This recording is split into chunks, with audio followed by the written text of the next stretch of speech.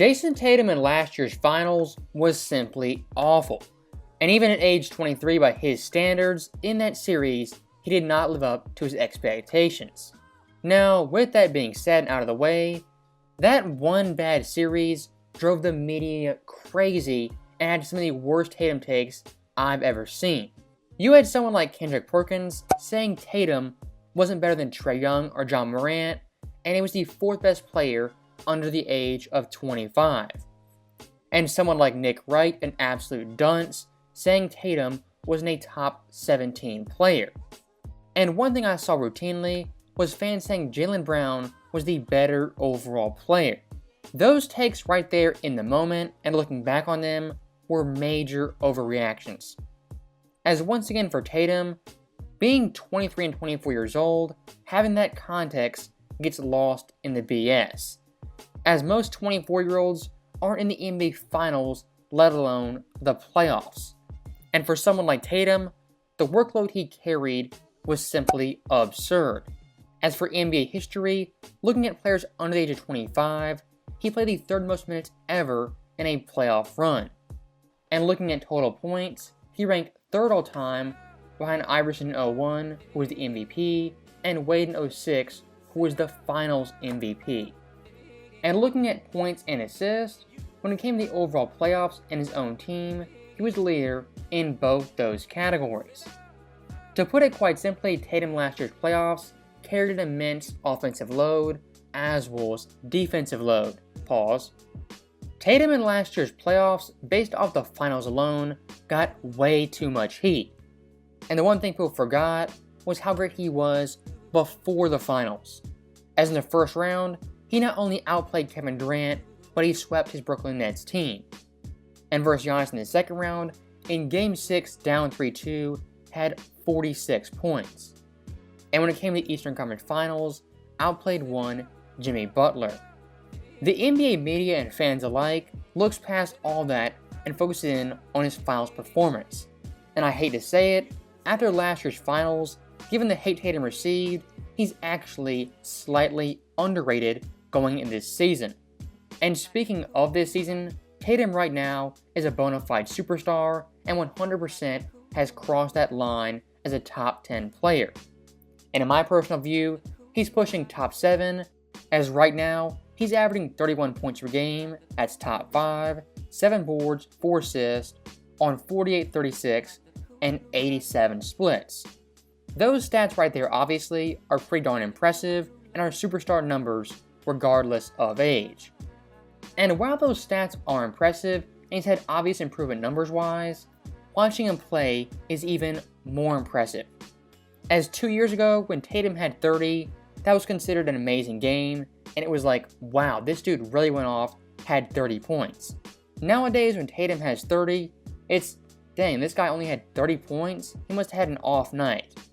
Tatum at this point, realistically, is still 2 to 4 years away from reaching his absolute apex.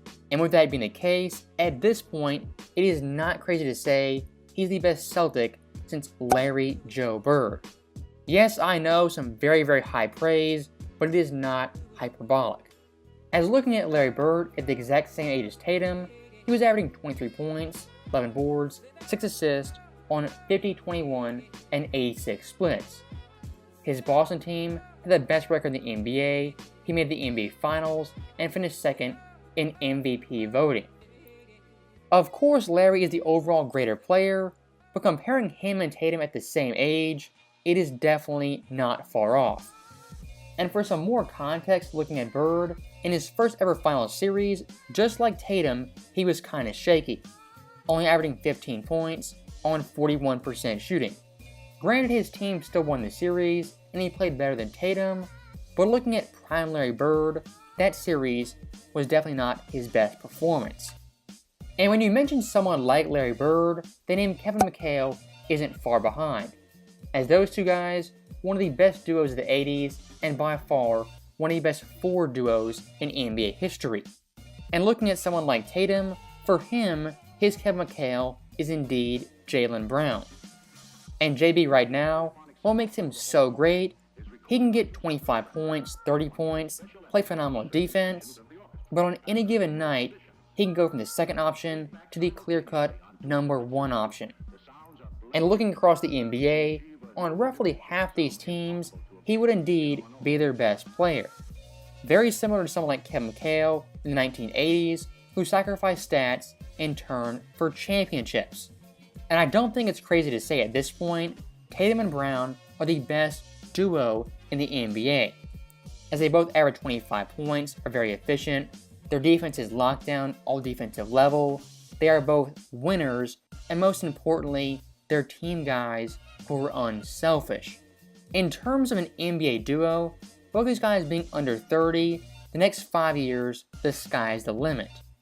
And comparing both these players, I don't really care who is better, Tatum or Brown. All I care about is both these guys winning championships and being successful. But if push came to shove and I had to choose one of them, I would still go with Tatum due to his scoring ability and how easy he gets buckets.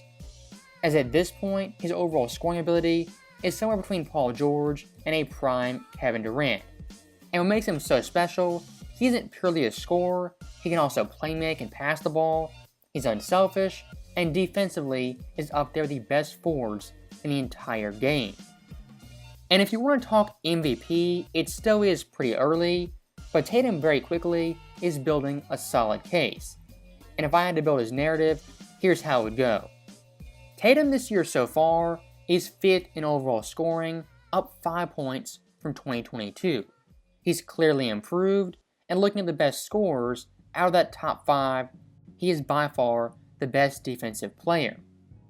And when it comes to the Eastern Conference and the NBA in general, his Celtics team right now is the clear-cut best team and the championship favorite. And why that is so important is because Boston lost their head coach Ime Udoka and faced tons of adversity. And after last year's finals, being scrutinized, being downplayed, Tatum this year has bounced back, and at age 24 is playing like a prime Kevin Durant.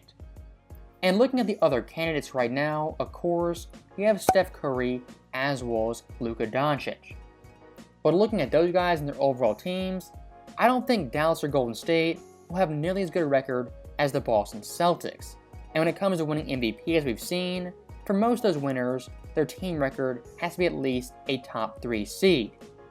And if you want to mention Giannis being in the race, of course, he's going to be there at the end of this season.